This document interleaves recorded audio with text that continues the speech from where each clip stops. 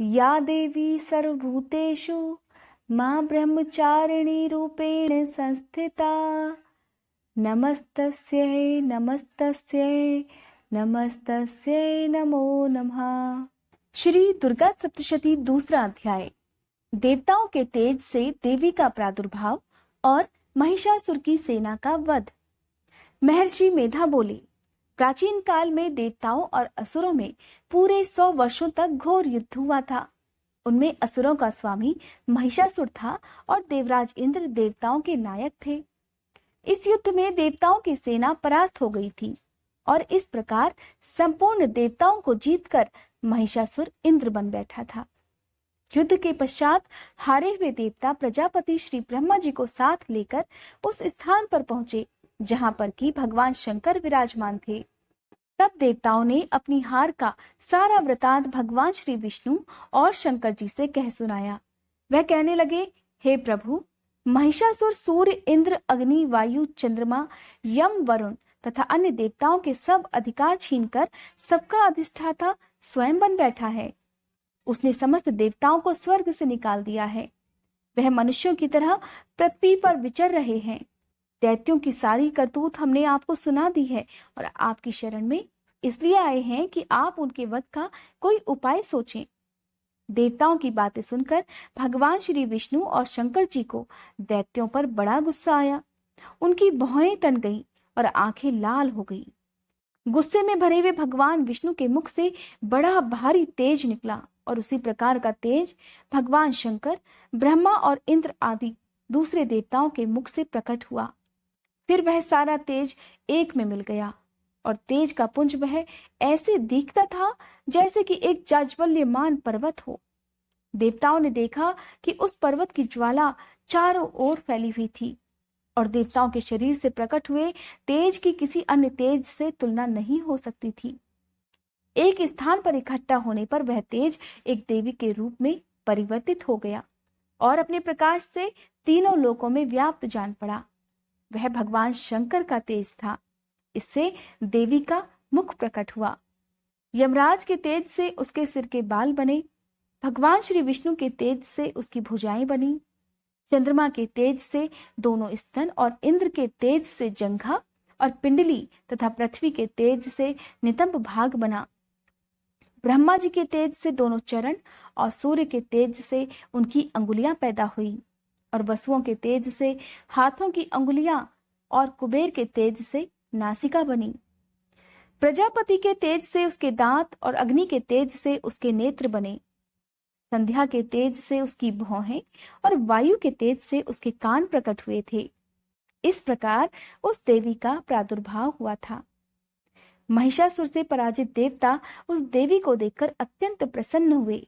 भगवान शंकर ने अपने त्रिशूल में से एक त्रिशूल निकालकर उस देवी को दिया और भगवान विष्णु ने अपने चक्र में से एक चक्र निकालकर उस देवी को दिया।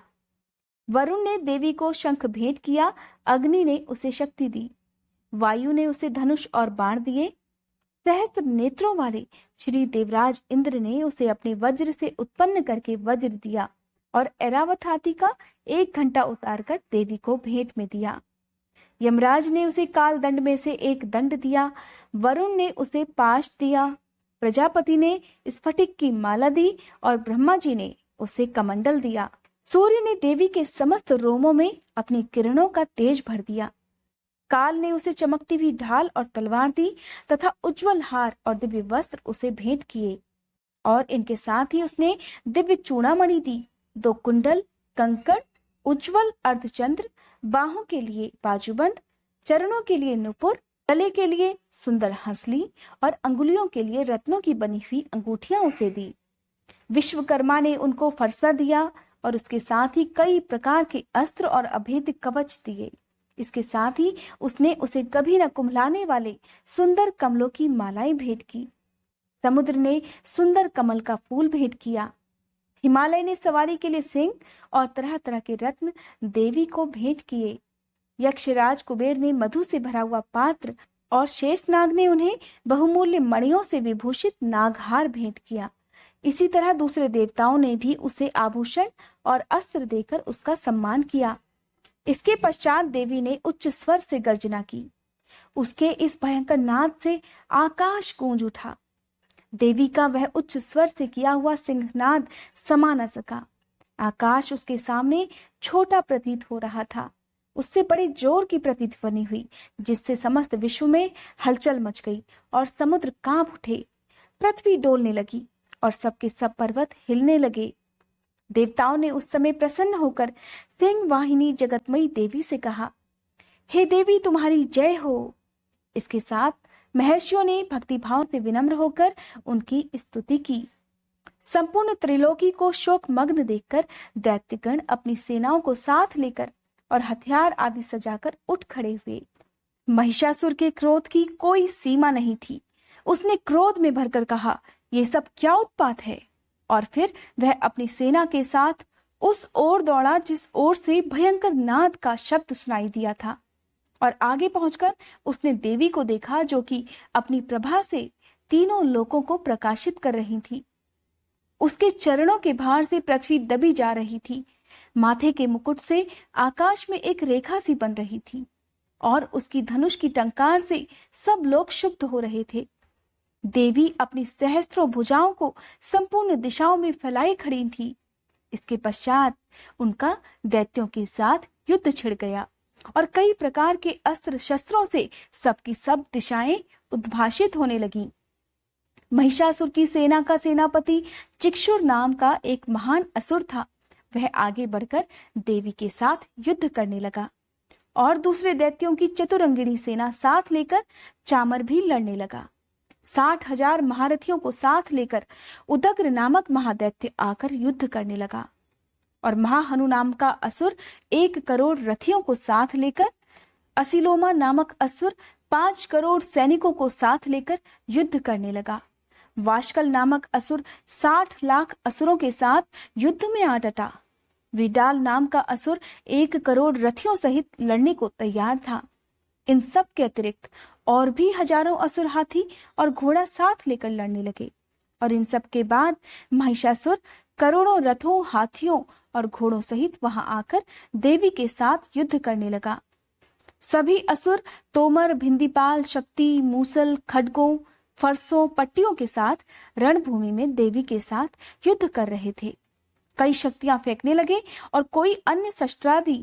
इसके पश्चात सबके सब दैत्य अपनी अपनी तलवारें हाथ में लेकर देवी की तरफ दौड़े और उसे मार डालने का प्रयास करने लगे, मगर देवी ने क्रोध में भरकर खेल ही खेल में उन सब के अस्त्र शस्त्रों को काट डाला।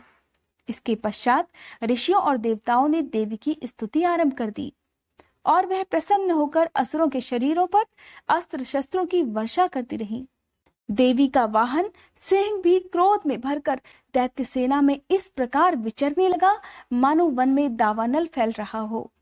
युद्ध करती हुई देवी ने क्रोध में भरकर जितने श्वासों को छोड़ा, वह तुरंत ही सैकड़ों हजारों गणों के रूप में परिवर्तित हो गए। फरसे, भिंदीपाल, खड्ग और पट्टिश इत्यादि शस्त्रों के साथ दैत्यों से युद्ध करने लगे। देवी की शक्ति से बढ़े हुए वह गण दैत्यों का नाश करते हुए ढोल, शंख और मृदंग आदि बजा रहे थे। तदंतर देवी ने त्रिशूल, गदा, शक्ति, खड्ग इत्यादि से सहस्त्रों असुरों को मार डाला। कितनों को घंटे की भयंकर आवाज से यमलोक पहुंचा दिया। कितने ही असुरों को उसने पास में बांधकर पृथ्वी पर धर घसीटा। कितनों को अपनी तलवार से टुकड़े टुकड़े कर दिया और कितनों को गदा की चोट से धरती पर सुला दिया। कई दैत्य मूसल की मार से घायल होकर रक्त वमन करने लगे और कई शूल से छाती फट जाने के कारण पृथ्वी पर लेट गए और कितनों की बाण वर्षा से कमर टूट गई। देवताओं को पीड़ा देने वाले दैत्य कट कट कर मरने लगे। कितनों की बाहें अलग हो गई, कितनों की ग्रीवाएं कट गई, कितनों के सर कटकर दूर भूमि पर लुढ़क गए, कितनों के शरीर बीच में से कट गए और कितनों की जंघाएं कट गई और वह पृथ्वी पर गिर पड़े। कितने ही सिरों और पैरों के कटने पर भी भूमि पर से उठ खड़े हुए और शस्त्र हाथ में लेकर देवी से लड़ने लगे और कई दैत्यगण भूमि में बाजों की ध्वनि के साथ नाच रहे थे। कई असुर जिनके सिर कट चुके थे, बिना सिर के धड़ से ही हाथ में शस्त्र लिए हुए लड़ रहे थे। दैत्य रह रहकर ठहरो ठहरो कहते हुए देवी को युद्ध के लिए ललकार रहे थे। जहां पर यह घोर संग्राम हुआ था, वहां की भूमि रथ, हाथी, घोड़े और असुरों की लाशों से भर गई थी। असुर सेना के बीच में रक्तपात होने के कारण रुधिर की नदियां बह रही थी और इस तरह देवी ने असुरों की विशाल सेना को क्षण भर में इस तरह से नष्ट कर डाला जैसे कि तृण काष्ठ के बड़े समूह को अग्नि नष्ट कर डालती है। और देवी का सिंह भी गर्दन के बालों को हिलाता हुआ और बड़ा शब्द करता हुआ असुरों के शरीरों से मानो उनके प्राणों को ढूंढ रहा था। वहां देवी के गणों ने जब दैत्यों के साथ युद्ध किया, तब देवताओं ने प्रसन्न होकर आकाश से उन पर पुष्प वर्षा की। श्री दुर्गा सप्तशती दूसरा अध्याय समाप्त।